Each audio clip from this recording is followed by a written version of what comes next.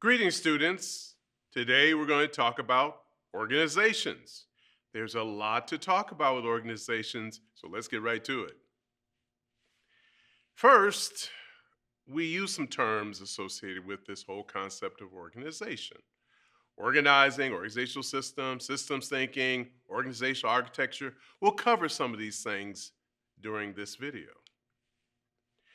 Now, I have created a definition of organization. Now, there's many different definitions of organizations, but here's mine.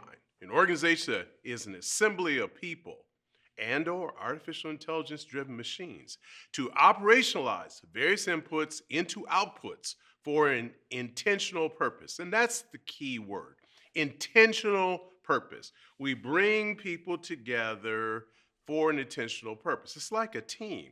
Why do you have a team? You have a team because you are getting together for an intentional purpose. Well, let's make something larger than a team, okay? More than 3 to 5, more than 5 to 7, maybe now above 10. We're talking about an organization. And some of the components of an organization are some obvious things like people, processes, technology. Now, we'll examine a little bit networks. It's an important term for you to be familiar with. And communication.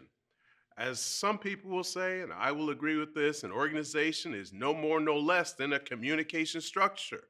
Because what are you doing in an organization? You're continually communicating about something.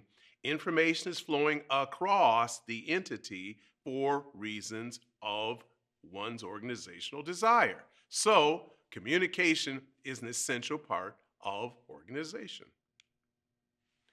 Human organization. Well, here's one definition that says, according to Faraz, Manji, and Russell, 2 or more individuals. 2 or more. So a team could be an organization, perhaps. There's goals and boundaries. There's materials and energy and information from the environment. This is tying in with the systems model of thinking. Systems model of organization, inputs, things come in. Then you have things happen within the organization through a series of what we call interdependent actions. And these things don't occur without some form of control processes, coordinative, control relationships. And at the end of the cycle, there's an output where you have modified and returned the inputs back to the environment. So as you visualize the system, we're going to talk about that. When you visualize the system, it's inputs, throughputs, outputs. Here's something for you to ponder. In the 21st century, we have to think about this. Can an AI-powered organization still be considered a human organization? Something to think about. Now let's talk about the term organizing. Now, organizing is not necessarily an organization. What it is talking about is the broad function of what occurs within an organizational structure. And according to Faraz, Manji, and Russell, used to denote the processual, sequential, time-varying nature of behaviors of members in an organization. What does that mean? Well, it just says that we have a series of processes that enable us to get work done. And time is part of this. It is sequenced. We do one thing at one point, something else at another point, and it varies with the behaviors of people in the organization. So what are we saying? You have processes, you have behaviors, and it's time influence, and sometimes even time bound. One of the historical figures in organizations is Mintzberg, Henry Mintzberg. Now, Mintzberg gives his definitions of the different types of organizations. And if you look at those terms, you probably have been in one of those type of organizations. Currently, I sit in a divisional type organization. Small, but still divisional. Have you ever been in an innovative organization? More and more, we're seeing this type of organization be prevalent in organizational approaches because innovation is one of the requirements for most organizations to survive. Here's a question for you. You think Mintzberg's organizational types describe some of the more recent organizations since he wrote his materials, Amazon, Google, or Apple? Let's talk organizational system. This is something that's always talked about, and it's an old concept, but it still applies very well when we talk about organizations. You're talking about boundaries. Think of boundaries. You have the inputs, as we mentioned earlier. Within the organization, you have different systems and subsystems, and you have different controls that enable these things to work effectively or, unfortunately, sometimes ineffectively. You must have some form of interdependence. And this is where we start talking about networks of an organization. And networks are part of the communication structure within an organization.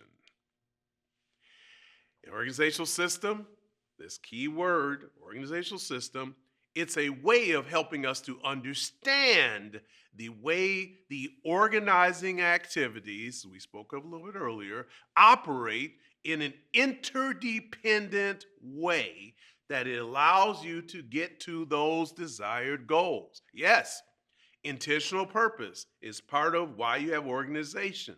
If you don't have an intentional purpose, why do you have an organization? So here's my model of organizational system. It's built upon the classical organization system model. I just describe some of the inputs, and then I talk about what occurs in the organizing activities. Yes, it's the people, processes, technology, networks, and communication. That's part of that organizing activities from my point of view.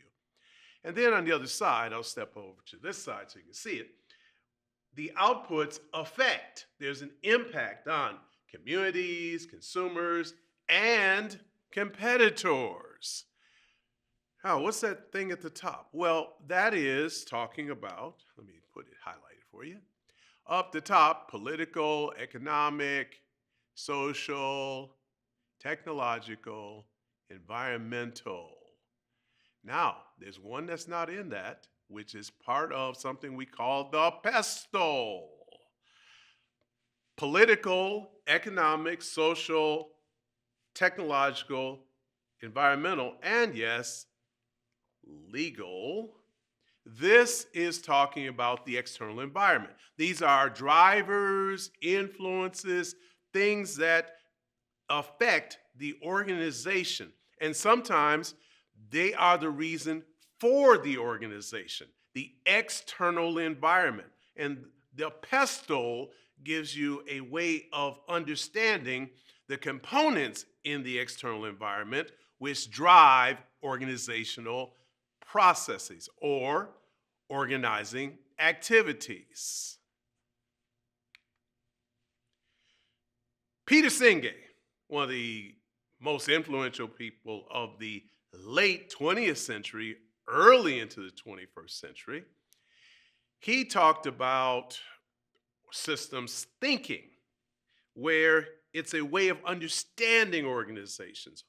Now, I like his perspective because, again, if you think from a system, you begin to try to understand how your organization works. Now, this is important no matter where you fit in the organizational structure.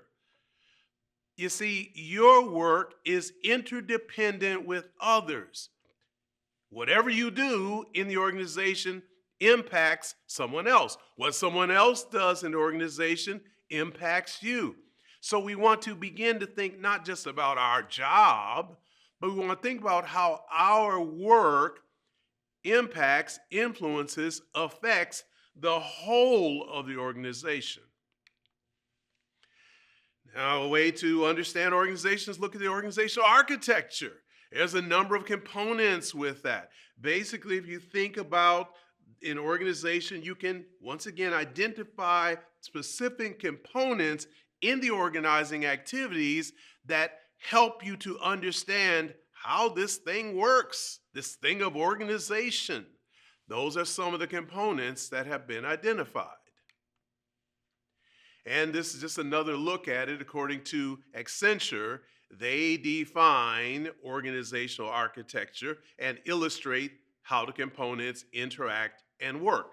One more time, it is these components within the organization that help you understand further the organizing activities within the system.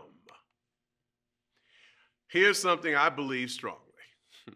Organizations are dynamic and continually changing entities. That we know for sure. So, I hope that gives you some idea about organization. I'd like to hear more from you as you start to think about the organization you've been a part of, or just, hey, you just are interested in the whole concept of organization. Thanks.